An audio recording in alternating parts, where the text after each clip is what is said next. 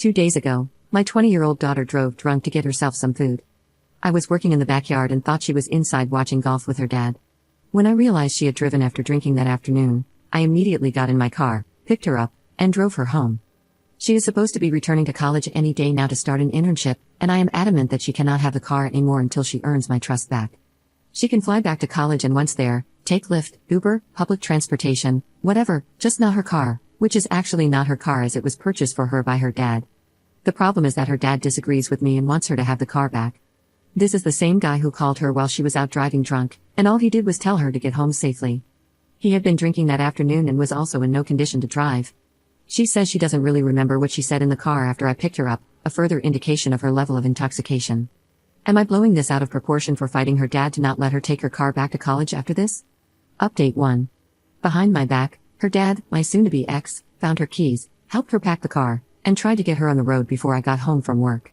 My Ring doorbell kept alerting me, so I eventually saw what was going on. I rushed home from work, blocked her car with my SUV, and called the cops. Before they could get there, he jumped into my car, fought me to turn off my car, and was able to prevent me from blocking her. My arm got scraped in the process of him fighting to turn off my car. Ultimately, he overpowered me, and she was able to drive off. The cops were too late, and off she went, 6 hours away to college with her car. I wasn't really injured, so I declined to press charges against him, but I demanded that he leave and told him that our marriage is over. He's now staying elsewhere for an indefinite period. She's planning to go to AA, therapy, group meetings, get an accountability partner, a breathalyzer, and an ignition interlock. I hope she does all those things. I just wanted her to do them without her car because I don't trust her. Sadly, her dad and I are not on the same page. I feel incredibly betrayed by him for doing all this behind my back, for not communicating with me about his intentions to give her the car back, and for letting her have the car despite all the evidence showing that she can't be trusted with it.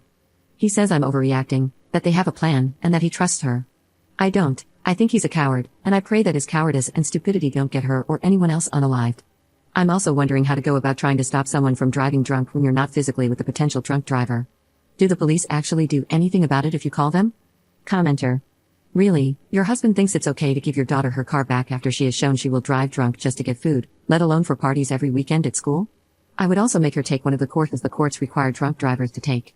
Your husband is a prick, and my guess is that he was driving drunk at her age too. Ops response. Agreed, and he still does at age 58. In fact, he's golfing tonight with his golf buddies and, more often than not, he drives home drunk. No wonder my daughter gets it from him. For this and many other reasons, I'm done with this marriage. Update 2. This isn't much of an update but more so to add details about the events that happened in my last 2 posts. To summarize, last Sunday, my daughter drove drunk. Yes, drunk, hammered, wasted. She's on our home security footage slurring her words, telling her dad she shouldn't get him another drink because he's had too many. She's bumping into things, being obnoxious with her brother, and eventually goes out the front door, getting into the car she drives, and driving off to get food for herself. I was working in the backyard and thought she was watching golf with her dad. When I learned what she'd done and where she was, I picked her up and brought her home. Fast forward to Thursday. Her dad and I were supposed to come up with a plan about letting her have the car back when she went back to college. I was adamant that she shouldn't, but he seemed uncertain. She was desperate to have it, and while I was at work, her dad gave in to her. They hurried to pack her stuff and sneak her off to college, but when I became aware of what was going on, I left work and got home as soon as possible to try to stop her. Despite my not-so-stellar attempts to prevent her from driving off, she did. I was furious with my now-soon-to-be ex and told him to leave. He's been out of the house since. Again, more details are in my previous posts, but that's where things stand today. I guess I just want to give more details as to why I reacted the way I did and why I told my soon-to-be ex to leave that day. 5 months ago, my daughter rolled her car and ended up stuck in some trees next to a creek. Supposedly, she hadn't been drinking that morning but had been the night before.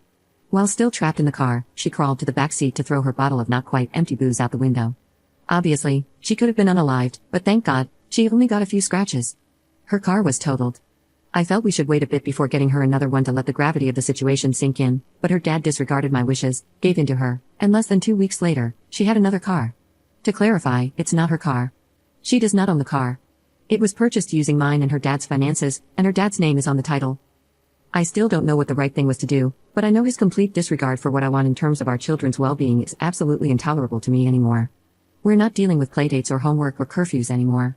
These are alive or unalive situations now, and we should do everything we can to try to be on the same page, not going behind each other's backs to get our own way. This time, though, I thought my soon-to-be ex was leaning towards not letting her have the car to take back to college. He said we would discuss it further and try to agree on a plan. That never happened. Instead, they went behind my back, quickly packed the car, and off she went. Maybe I am the jerk, maybe I handled it all wrong. All I can say is that I love my daughter and am terrified of losing her, one way or another, to booze. I can't stop her from drinking, but I was hoping to at least stop her from driving when she does drink, and since we're 6 hours away from each other, keeping the car seems the only surefire way to do that. Also, she admitted to me this wasn't the first time she's driven drunk. Thanks to my soon-to-be ex, it probably won't be the last. My marriage has been headed towards its end for years. I'm not divorcing him over this one incident. This was just the last straw. No relationship can survive chronic lying, zero respect, zero intimacy, zero connection, and chronic loneliness. I probably stayed longer than I should have. Commenter. I spoke about this in your last post as well, but here's my story. At 19 years old, I was woken up at 3 a.m. by my mom. She told me I had to wake up because the police were at the door about my dad, and they wouldn't talk to her because she had never married him. There were 2 of them, both men, and they sat me down on my sofa to tell me that my dad had been driving drunk and got into a car accident. My mom asked what hospital he was in, and these 2 officers, both of whom were barely older than me, had to look us both in the eye and say that he hadn't gone to the hospital because he had passed at the scene. The next day, there were pictures of my dad's smashed truck, including the destroyed front window he'd been ejected through and the blood on the back of the semi-trailer he'd crashed into, all over Facebook. My aunt drunkenly tried to show me and my mom these same photos 2 days after the accident while we were planning a memorial service and discussing arrangements that the funeral home insisted I be present for as his next of kin. I still remember those photos, the text above them talking about the damage that the person who called 911 had seen to my dad's body, and having to block multiple members of my family and my dad's former drunk friends if they reached out to me to give me closure. Holding your daughter accountable is in her best interest.